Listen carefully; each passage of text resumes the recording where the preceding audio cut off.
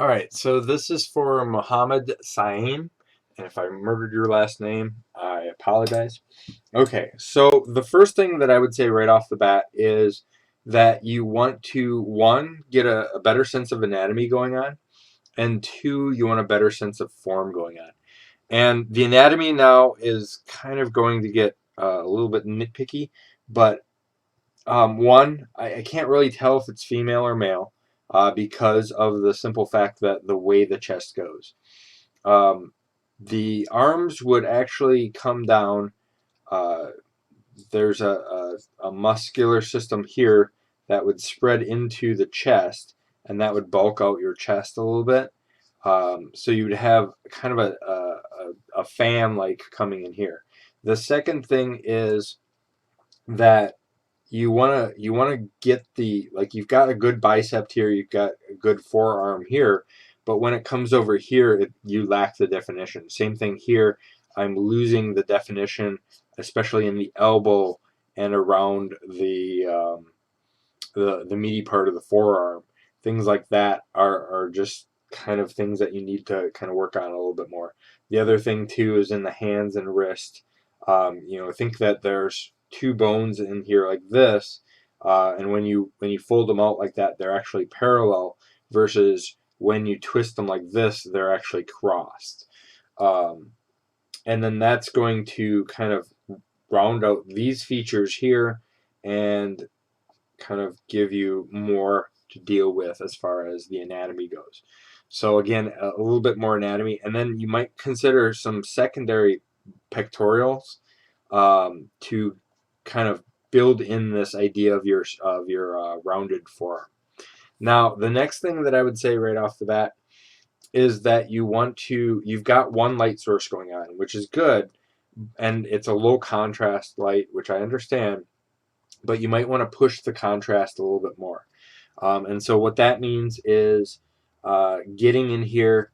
So like this here, I would add in a little bit more muscle. Let's add in some of the darker contrasts, especially where you've got light casting shadow. So like I would add in the contrast here and then maybe like bring it out where it starts coming out here. We're just gonna kind of so you've got your contrast there, and then adding in some contrast in the darks here where this is kind of pointing out, and that's going to give you a little bit greater sense of how things are going. Now, if this is coming out here, probably just going to add in kind of that secondary pectoral, but you would also have where this arm is going backwards because, and this is what's happening. Um, let's just erase all this. Oops, do not want to do that. Let's do that one instead. So this is what was happening. You've got from the front view of your character, or from the side view of your character, you've got the rib cage going on, which is the rib cage is really long, which is fine. But so you've got the rib cage going on, and then you've got the back muscles, and then here's your pelvis, pectoral, or bridge, and things like that. Okay, so this arm here, in order to come back like this, you need to bring this arm back and then down like so, and then that way he can kind of bring that knife aside, or this arm comes down here like so, and then it comes and comes forward, and he's got the sword at a diagonal, which you need to, at that stage, if that's the case, then you need to look at how that goes. And then this one here, it's coming forward like so. Actually, it's coming forward down like so to bring this forward. And then the same thing happens here. So you wanna get that cast shadow going on in wherever areas you're going. So in this case, you probably would have some sort of cast shadow uh, going on like here. This would be that cast shadow like so, and that's going to give you a greater sense of a greater sense of contrast and as well as form. So adding in cast shadows like this, adding in a little bit of a shadow there, adding in more shadows here, adding in more shadows there.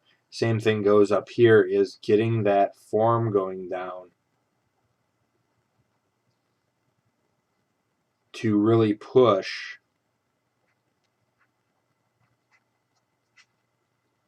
that aspect.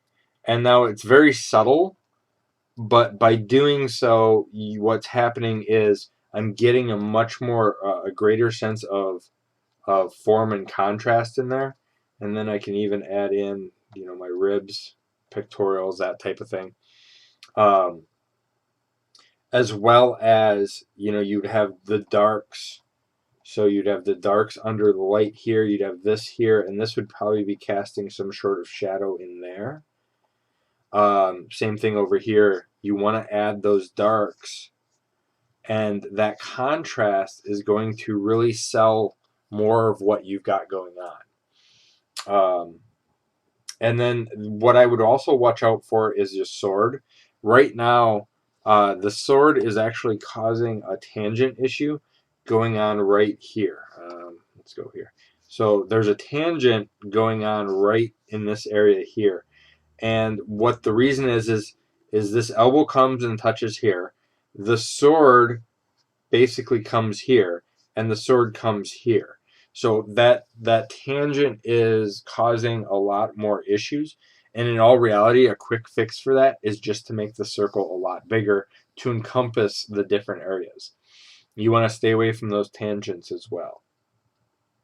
And then, like, you've got things going on here, but there's no sense of wrinkle. And you might want to add in, like, look at a Bushido clothing. And so adding in the wrinkles like that, and then breaking up your patterning here with some wind is going to add more motion to the character. So adding in, just wrinkles, and I would even bring that under.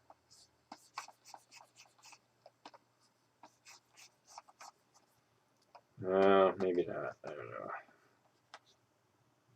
Something like that. But by doing so, you're going to get more motion to the scene, and it's going to feel more complete.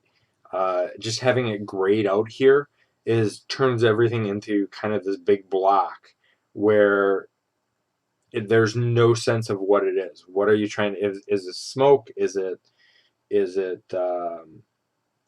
cloth? Is it tell me what it is. Explain it to me via your drawing. So again, that's going to help out as well too. Again, watch the tangents, because again you have another tangent going on with the hand and the robe part here. So a simple fix would be to bring that robe down, and even just a simple thing like this makes it read a lot better. And again, use some of the darks so you're contrasting, and that's going to push the hand forward, and give you much more form going on. What I would tell you to do, take some photo reference of yourself and basically just use the light and shadows that you have from the photo reference. It doesn't take much to set up a scene, and with some lighting and get some good reference. All right, I hope that helps. If you like, subscribe.